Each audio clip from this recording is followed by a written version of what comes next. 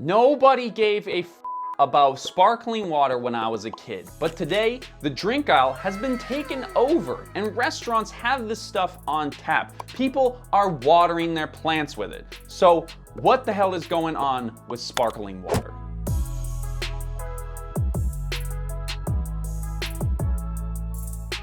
Today's episode is brought to you by Surfshark.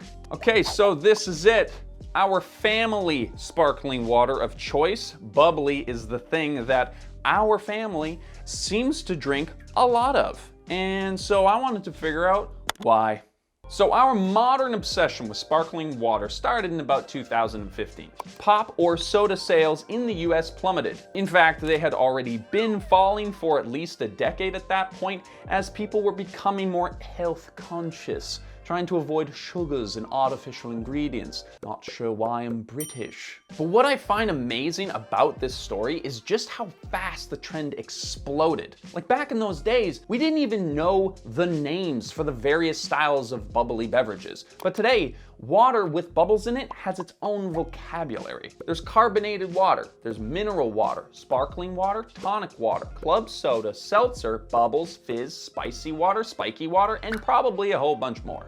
But to get technical about it, there are some real differences that I learned in the making of this video. Sparkling water, seltzer, and tonic are all carbonated waters, yes. But if it's sparkling, it means that it's naturally carbonated mineral water, like mineral water that like came down a mountain and then like it interacted with like a naturally occurring like volcano or something to make it bubbly. Seltzer is carbonated during manufacturing, like if you bought one of those countertop fizzer things. And tonic water is carbonated and sweetened, so it's kind of not really in this category. Perrier is sparkling, LaCroix is a seltzer. And the people who care about the difference are the same people who are telling you that champagne can only come from a certain part of France. But we'll come back to that in a little bit later.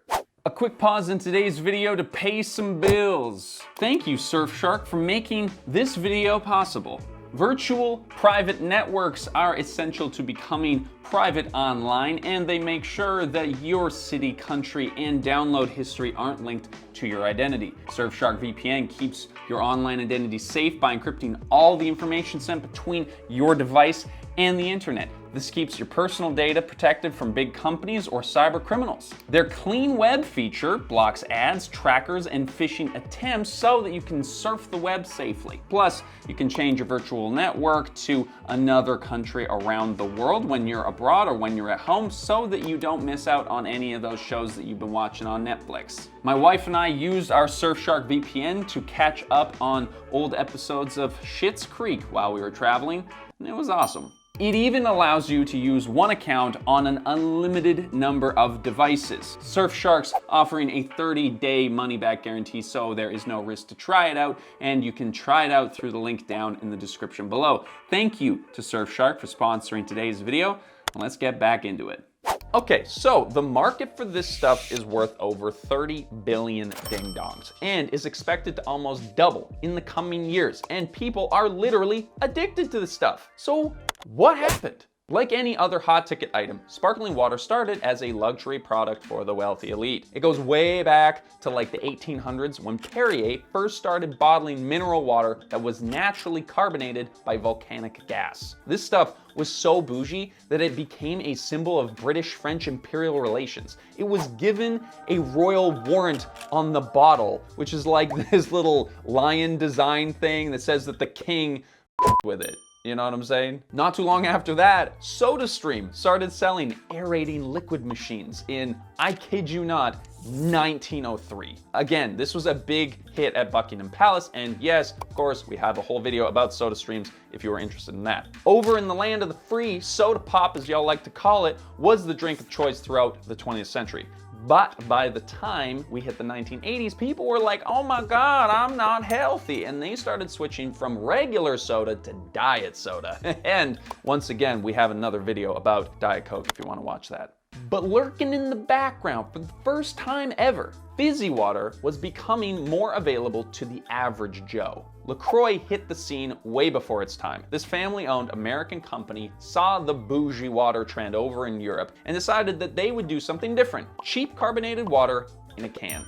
Soda water for the people. Now, we will say that there are a few brands selling this stuff in the early 2000s. Clearly, Canadian existed for our Canadian folks, and there was, of course, Club Soda, which is just regular carbonated water that has been in the consumer market since the late 1800s, but nobody's sporting swag for them, I guess, so they're doing something wrong. So we've got pop on the decline, and we've got sparkling water trending up, but it's only on the shelves because of its supposed health benefits. So is spicy water better for you than pop? Yes, it just is. Obviously, it has the benefit of being sugar-free. Depending on the brand, you might have more or less in terms of additives. This is where LaCroix's innocent branding sets it apart. No sugars, no artificial additives at all. But this is becoming a bit of an industry norm across the soda water scene. Now, there is some concern that any kind of carbonated beverage is going to be slightly more acidic than flat water, but not enough to erode your teeth enamel like some people have been worried about. If you're curious about pH and water, we've actually already made another video on that too, and I'm realizing that we make a lot of videos about drinks, probably because people like drinks.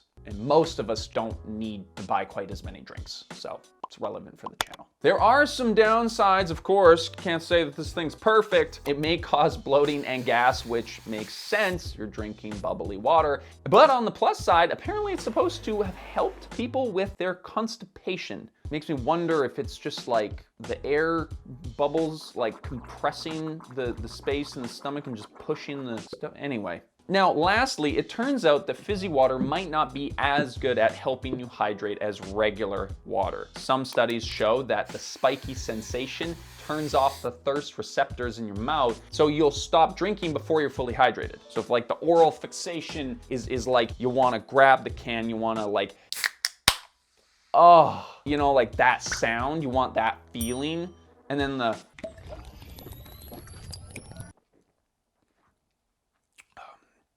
oh yeah.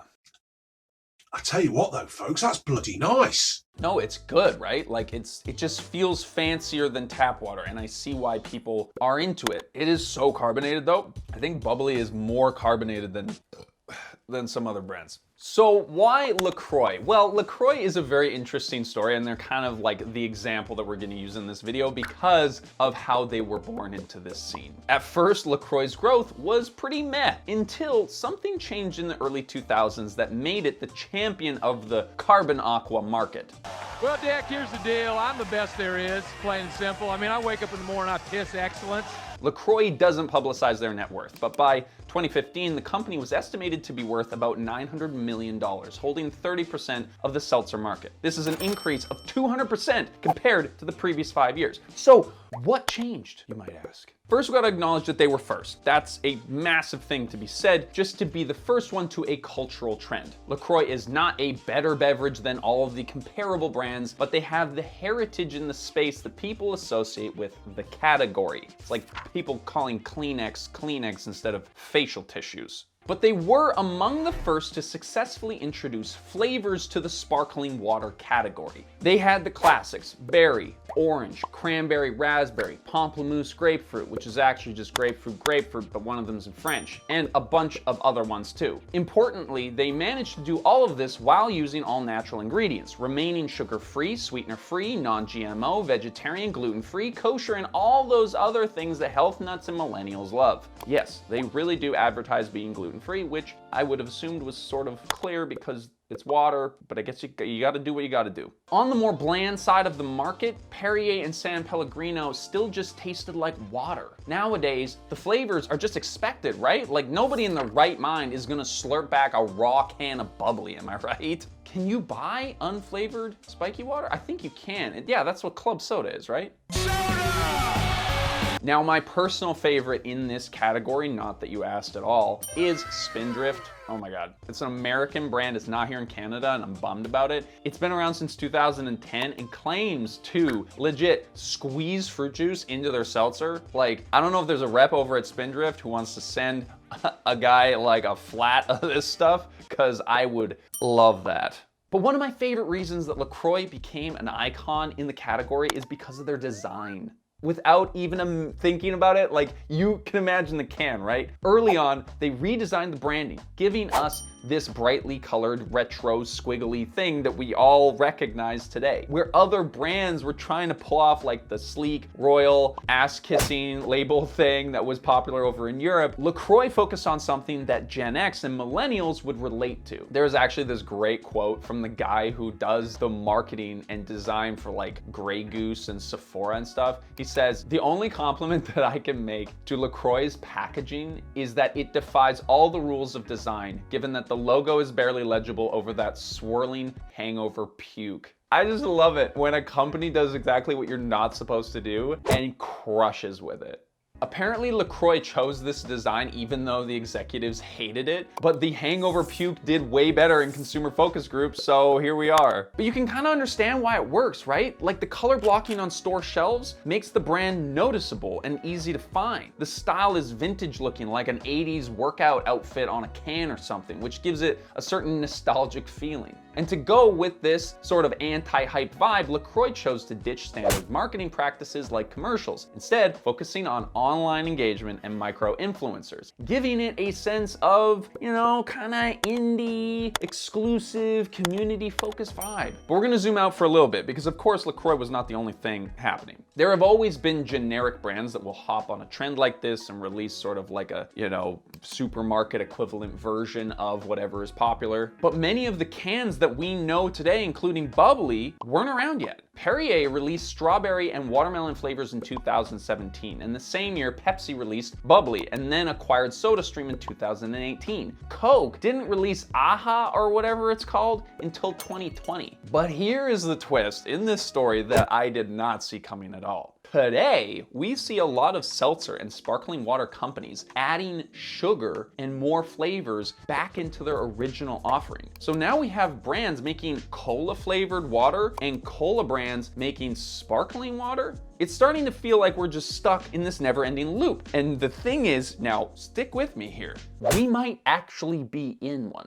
As we know, sparkling water has been around for quite a while now. Sparkling mineral water was associated with all these kinds of health benefits, but as we've learned over time, people hate drinking plain water. So, way back then, they started mixing carbonated mineral water with wine to make it taste like something. By 1830, they were adding flavored fruit syrups. By 1865, seltzer flavors included pineapple, lemon, apple, apricot, grape, cherry, raspberry, gooseberry, and more. Then, as the story goes, someone stirred up seltzer, cocaine, and the African cola nut, and that's how we got Coca-Cola. So, first we made seltzers with sugary fruit syrup so people would drink water. Then there was the cocaine cola drink. Then there was diet cocaine cola drink. Hold the cocaine, hold the syrup. Now here we are, back to sparkling water flavored with fruit. But it's 150 years later and we finally figured out how to do it without sugar. Has anybody thought about just drinking water? Have we gotten so far that that's just an impossible thing to think of? Anyways, hopefully you enjoyed this story. Hopefully you are enjoying your bubbly water. And as you hit that subscribe button, I'm gonna chug the rest of this can right here.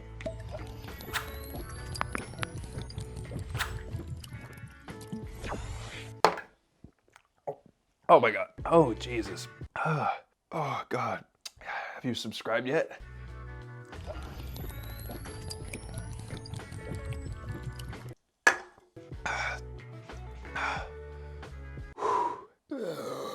Oh God. Thanks for watching.